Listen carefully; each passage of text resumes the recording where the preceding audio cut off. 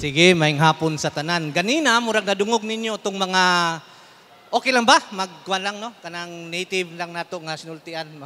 Binisaya, tabok-tabok sa Tagalog, no? Okay. Ganina na sigutan na siguro itong mga teknolohiya kung diin asa ma-applicable ang atong mga solar energy nga mga technology, no? Ug kadtong mga interventions nga gipakita sa mga duha ka nilabay nga mga speakers. Ako usang ipailaila ang Minrich. I'll be talking about building a local RE ecosystem. Mag-focus lang ko dito sa sub-government, sub-national government, no? Katong atuang mga LGUs nga ginatawag. So, ako si Dondon Clamor, gikan ko sa Minrich. Next slide.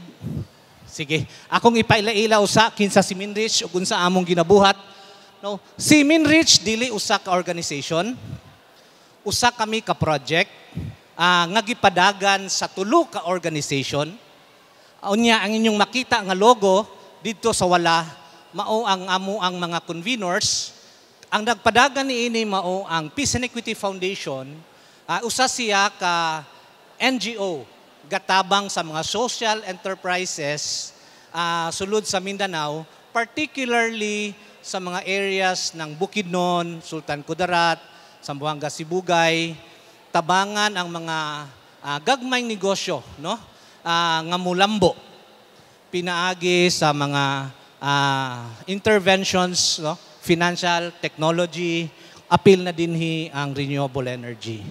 Kuyog namo ganina katong first speaker, si Doc Nelson, ang iyahang opisina, ang MREC, Mindanao Renewable Energy R&D Center, sulod sa Ateneo de Davao University. So isa ka NGO, usa ka academe, consortium sa mga academe, diin ay mga halos sobra dosena ka miyembro ng mga universities nga naay RE ug research nga program.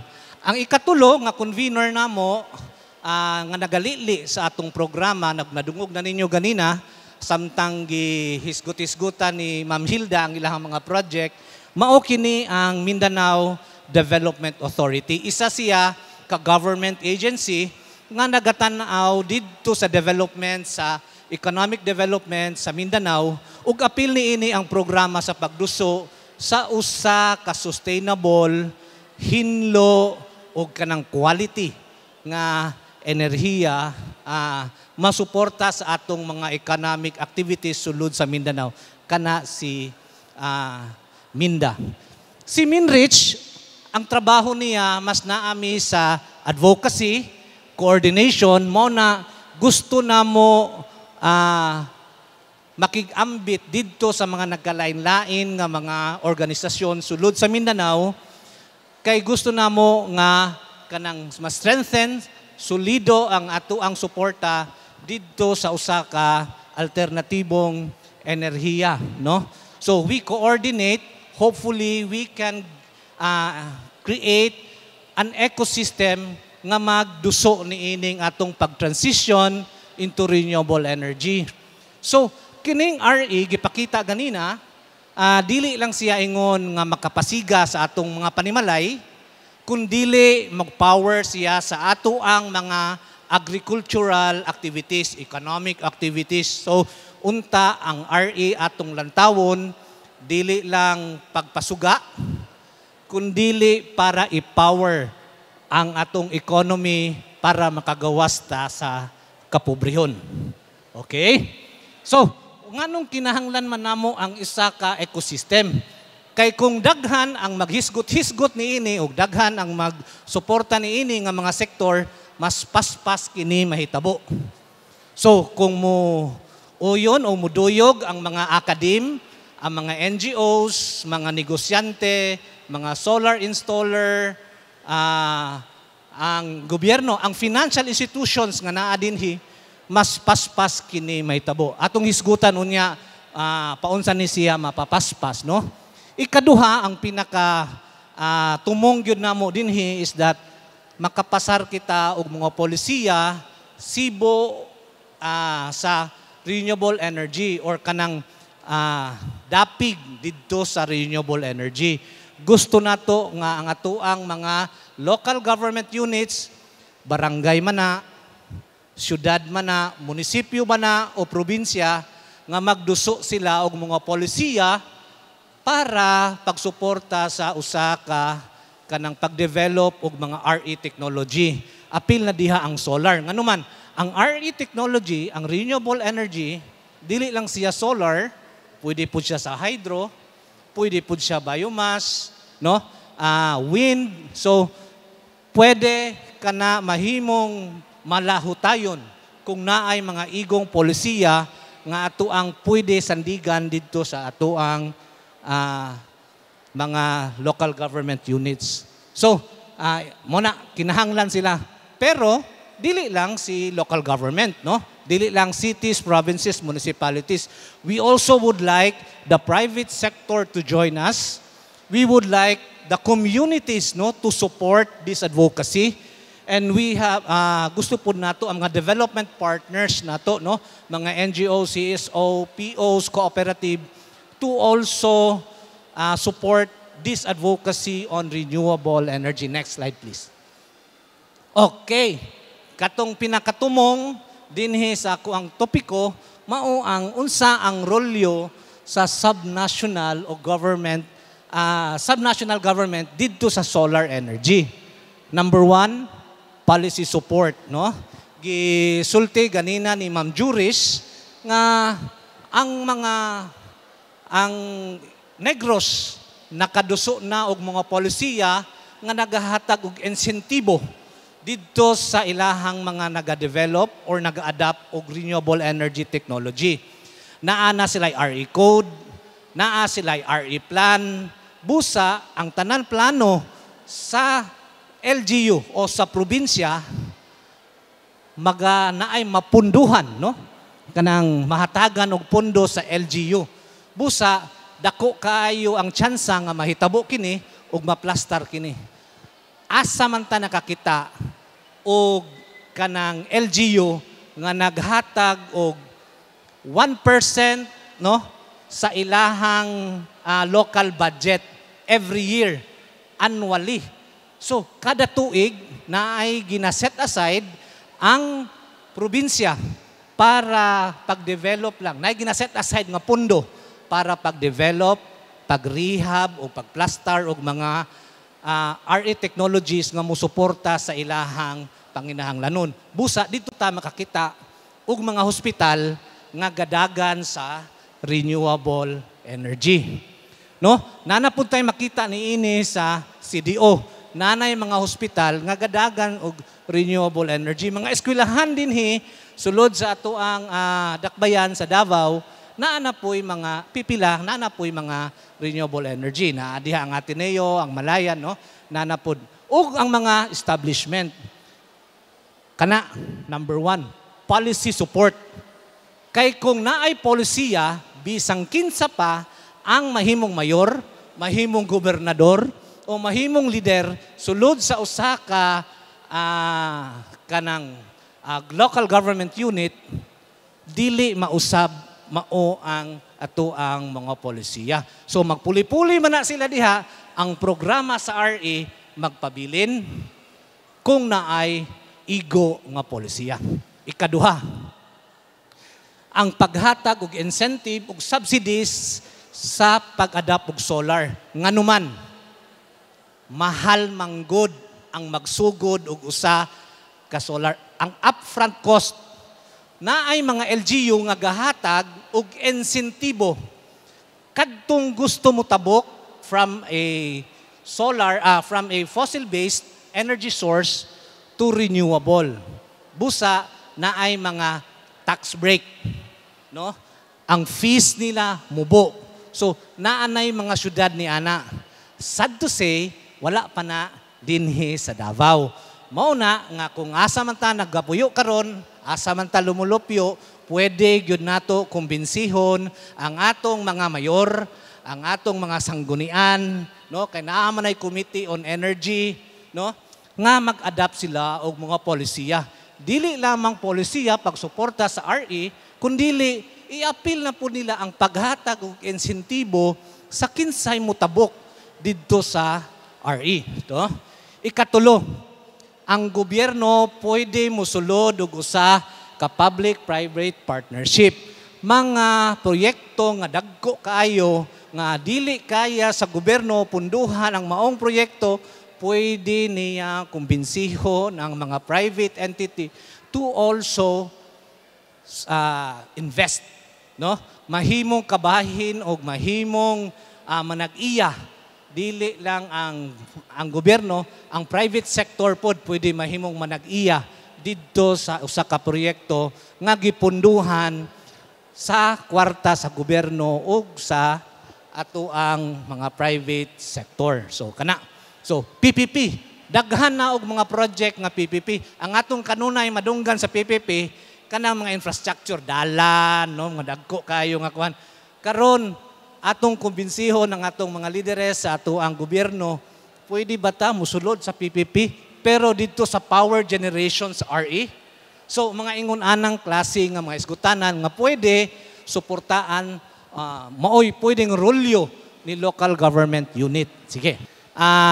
Ang pipilaan na mention na nako ganiha, this is just a reiteration sa akong gisulti ganina, pero mauni ang mga programa nga commonly madungog nato o siguro na isgutan na ni ganina, nakadungog na nanay mga inspirasyon o mga inisyatibo nga gihimo na sa laing mga gobyerno, no? Na-mention na nako ang pipila ganina, pero ang pinaka-common is net metering. Dugay na ning programa sa net metering pero gamay lang gyud sa mga household, no? Ang naay kahibalo kabahin sa net metering, no? Dili kaayo ni ginatagaan og bugat nga pag-educate, pagsabwag sa impormasyon sa mga electric co-ops o distribution utilities sa ato ang kabahin, ang Davao Light, no? Pero kining programa naghatag og kanang tsansa sa mga household to integrate RE sa ilahang rooftop. Ang ato ang tawag ini, ang ato ang mga household kinahanglan muduol sila sa ato ang mga distribution utilities. In the case of Davao, dito kang Davao Light para mahibaluon sa ang proseso. Muduol pud mo sa mga tawag ini kaning mga solar installers kay sila daghan kay baluon sa ang mga proseso nga kuan kanang sudlan kumusulod kita sa net metering. Di na nako isgutan unsa ang benefits sa net metering kay gisgutan na ganina unsa ang benefits sa solar. So pare-pareha lang, no? Ikaduha, kaning expanded rooftop mounted solar program na ay mga programa ang atong gobyerno nga pwede nato kanang atong mga rooftop, no, nga sikbit nga rooftop, pwede na siya i-enroll sa usa ka programa para mag-generate, mahimo mong generator og kanang solar. Na ay mga programa nga kanang tawag niini ang gobyerno karon nga nagadasig sa tanan nga mga government entities nag-iya og mga building o propiedad nga mag-solar na sila. Kini nakabalaod ni na ay dokumento, na ay mga department, mga circulars or issuances nga gipirmahan ang DOE, DILG o lain-lain nga mga ahensya para pag-encourage nga ang mga building sa ato ang mga LGUs i-convert na or i-entertain na nato ang pag-plaster og renewable energy. Dugay na pud ni nga balaod or mga circular. Ang pangutana, pila man sa building sa ato ang mga LGUs or mga government agencies ang nakamuntar na og solar. So basi parte sa atong advocacy, duyog ta dinhi atong tuktukon, no, ang mga government agencies, hagbay ra di ay ni, no? Pwede nga mga dokumento, balaod, circular or legal issuances nga pwede nato sila kumbinsihon nga mag-transition sila or mag-entertain sila to a mixed, no, kaning source which is solar. Ikaduha ang LGU, LGUs, no? Inspiration from Iloilo katong gi-mention nako ganina. Ang CDO, no? Naana sila'y energy code, no? Naana sila'y mga plano pagsulod pag-unsaon, pagplastar, hinay-hinay ug solar. Ang Butuan gi-mention ganina ni Ma'am, naanay energy plan gihimo ang Butuan. So pipila lang ni kung tanaw nato, pila lang ka LGUs sa sulod sa Mindanao, pero pila lang ang naay energy code ug naay balaod. So mauna ang ato ang paningkamutan, no? Private sector, naapoy rolyo ang private sector, no? Kung dinhi sa pag-develop or pag-adapt og solar energy. So na-mention na ganina itong mga school. Ganina, gipakita ni Ma'am Hilda siguro ganina, katong sa transport, sa agriculture, asa magamit ang RE, sa enterprise, sa household. Sige, next. Nganong naaman si Minrich dinhi, nganong mag-apil-apil man mi dinhi, nining hisgutanan sa solar, no? Ngano man, kay 20 to 30 years ago, no? Ang ato ang energy source 70-30, no? 70% RE ta actually. 30% lang ang ato ang fossil based karon. Baliktad na, 35% na lang ang ato ang RE. Unya 65% naa na ta gagamit og mga fossil based source. Ang atong paningkamot sama sa gisulti ganina ni Miss Hilda og ni Nexus, no? Ni Sid ganina, ni Ma'am Juris, nga si Minda nagduso og 50-50. Gisuportahan ni siya ni Minrich kaning mabalanse man lang nato 50% RE, no?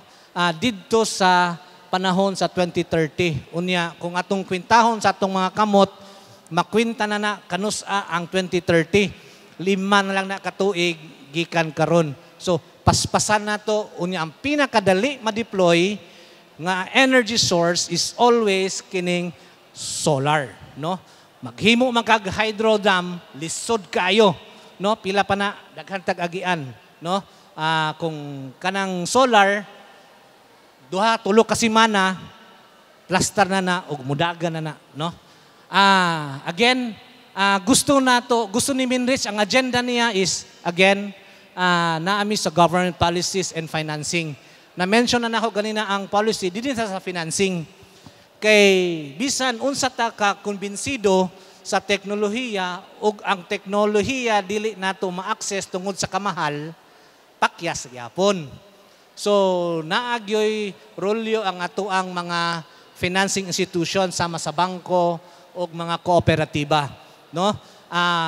Naay programa ang gobyerno sa mga bangko nga gapahulam og loan para sa solar. Naay Pag-ibig Fund, no? Naay loan program ang Pag-ibig. Ug ang mga installer mismo, naay mga pipila ka installer nga nagahatag og kanang easy terms payment, no? Makahuwam man ganita, makautang man ganita og motor nga bayra natog 3 ka tuig, no? Nga sa unang adlaw gamit sa motor, mugasto na dayon kag inadlaw nga gasolina. Kini pakahang solar nga unang adlaw sa pagmuntar sa solar, benepisyo na dayon si household. Ngano man, naanay matapyas nga mga balayro nun sa ilahang electric bill, no? So, ingon ana kanang advantageous kung naay mga financing scheme, gaan nga pamaagi didto sa access og solar technology. Kaning ikatulo, kaning community ownership and capacity building, kinahanglan gyud nga ang community apil ni ining advokasya og pagduso sa pag-adapt og RE. Ug kung mahimo, ang Mindanao kuno mao pinakadaghan kaayo og kanang bodies of water, no, mga river streams. Pwede ra gyud mag-develop og mga technology gawas sa solar, naay mga hydro technology nga pwede i-develop, nga pwede pud i-finance, no, ni community, no? Pwede siya mahimong co-owner si community. busa si Minrich wala lang gaistorya kang government local government units, gaistorya pud mi sa mga technology providers ug nagahatag og capacity building sama sa TESDA. Naanay mga skills training, no? Dili lang welding, dili lang kanang mga carpentry, naanapoy skills courses sulod sa TESDA on renewable energy kanang mga magtaod, no? Maintenance. So pero dili kini available sa tanan TESDA. Isa po ni sa atong advocacy nga kung pwede mahimo siyang available sa tanan probinsya kung mahimo. Kay dili lang man Davao, dili lang man Cagayan, dili lang Bukidnon ang naay RE, ang gusto mag-RE, no? Daghan probinsya ang gusto mag-RE. So dapat kani nga mga skills are also available in their area. Sige. Research and innovation. Si Minrich nakig-partner sa MREC, sa USTP ug sa lain-lain pang mga institutions, no? Kay ang tinubdan sa mga research ug innovation dito sulod sa mga university ug mga colleges.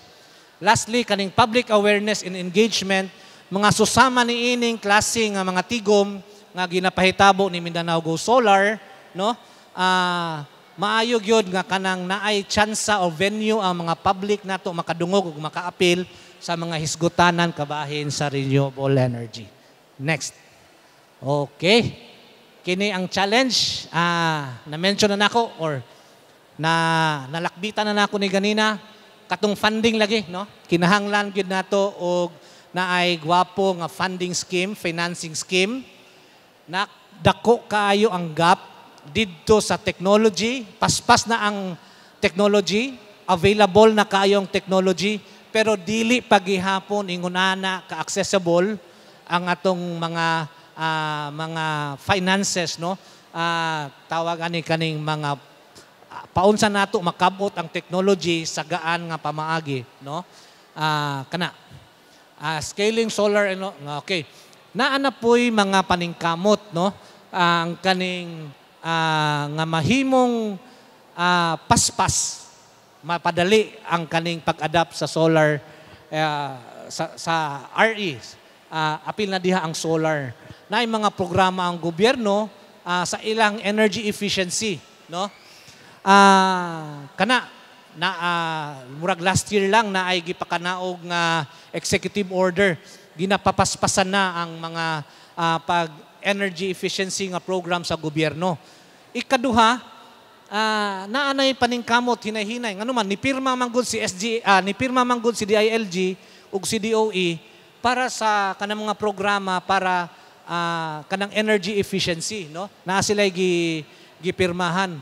Pero nadungog namo nga naa na po'y paningkamot nga ang RE mahimong kabahin sa ilahang Seal of Good Local Government nga kanang tawag ani programa. Kung mahitabo na mapugos na ang atoang mga local government nga i-appeal nila ang RE, no, sa ilahang mga plano, no. Nganuman, again balik-balik ko na mo.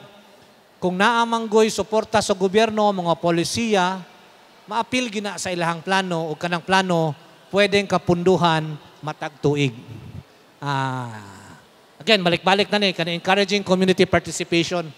Ginabalik-balik na mo ni kay dili lang pwede ang magtapok-tapok kanunay kadtong mga solar provider lang, mga NGOs nga nagaduso nini. Gusto ginamo nga apil ang mga estudyante, apil ang atong community, mahimong kabahin ni ining pagduso sa solar. Okay, I think this goes the last conclusion is that again, kinahanglan gyud nato ang LGU dinhi. Dili ni pwede mahimo sa mga NGOs lang, di ni pwede mahimo bisan sa mga LGUs lang pud. Kinahanglan dungan kita, no? Kanang kuyog ta niini nga mga programa. So suportaan nato, no? Tabuk ta, bisita ta sa tuang mga LGUs, kumbinsiyo nato atong mga mayor, mga gobernador nga maghimo kita og mga polisiya nga kanang gasuporta sa renewable energy, no? Ikaduha, kanang collaboration sa local government o private sector, no? Kaning private sector dili lang katong mga negosyante, no? Nga dagkong negosyante, apil dinhi katong mga MSMEs, no? Apil dinhi katong mga community, mga private sector nga kinahanglan nga kanang ang atoang panginahanglanon ma-address, no, ang atong ano man dili gakabarato ang atong kuryente.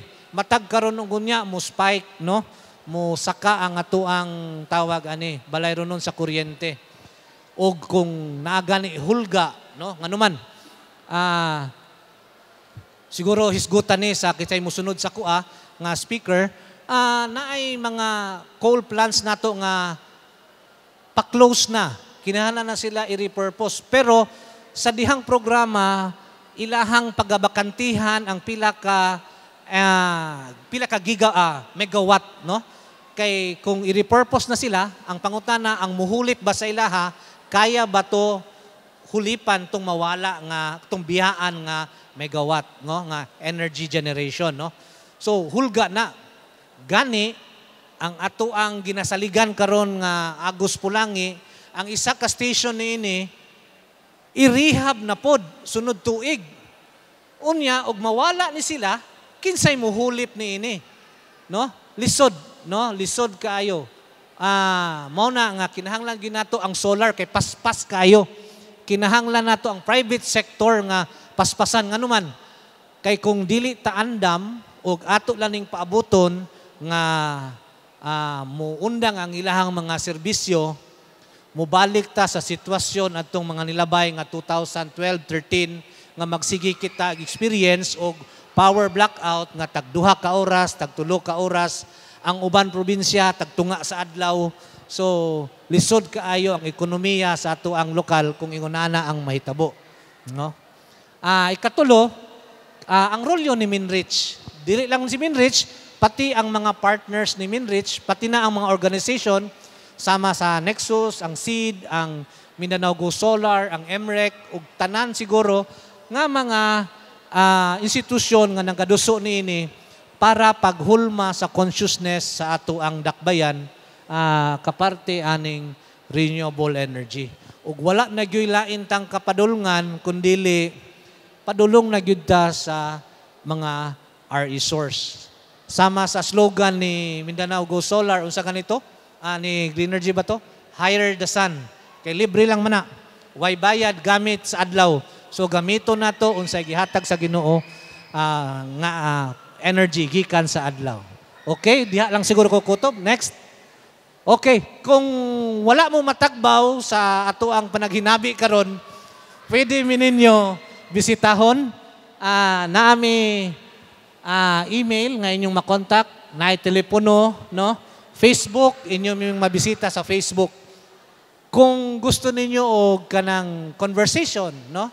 Padayon magpadayon natong panaghinabi, pwede mi ninyo bisitaon sa PEF office dito sa Torres. Naapod mi gamayng luna nga gihatag ang MREC sa opisina sa Create dito sa Ateneo. Pwede po mi ninyo bisitaon.